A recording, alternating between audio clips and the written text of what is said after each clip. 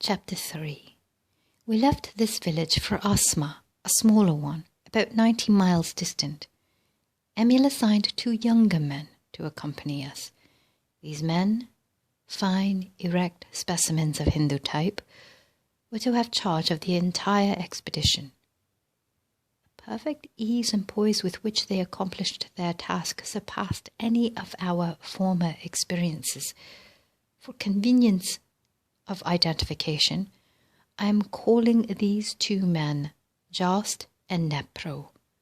Emil was the one that received us and looked after our welfare at the village from which we took our departure. He had had many more years' experience than the others. Jast was the executive head of the expedition, while Neprow was his assistant and saw that all orders were carried out.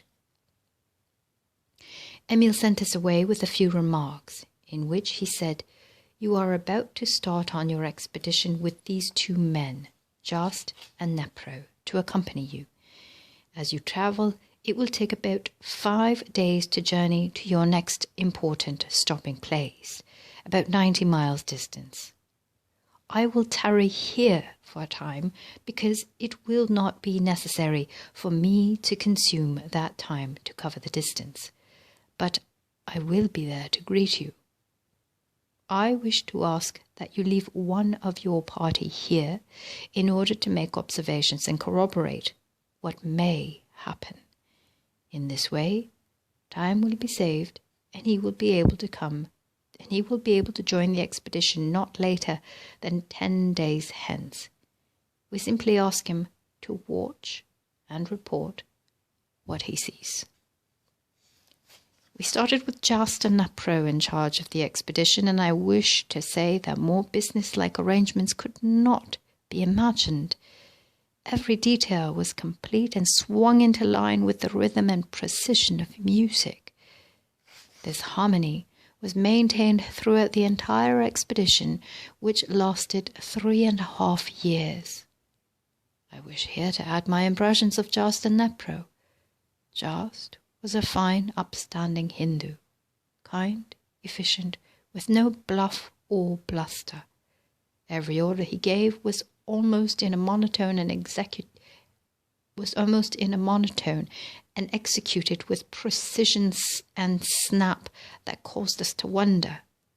From the very outset, we could see a fineness of character that caused much comment.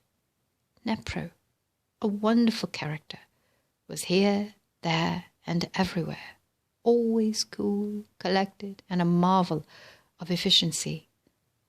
There was always the same calm, accompanied by quiet precision of movement, with wonderful power to think and execute.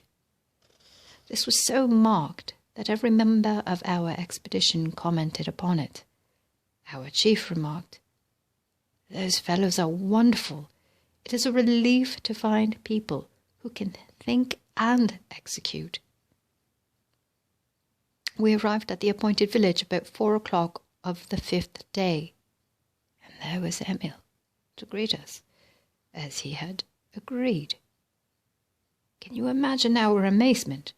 We were quite certain we had come by the only travelled route, and by the swiftest mode of locomotion in that country, except as the couriers go. They travel in relays and go night and day. Here was a man, well advanced in years, as we thought, and one we felt would in no wise be able to negotiate a journey of 90 miles in less time than it required us to do the same. Yet, here he was.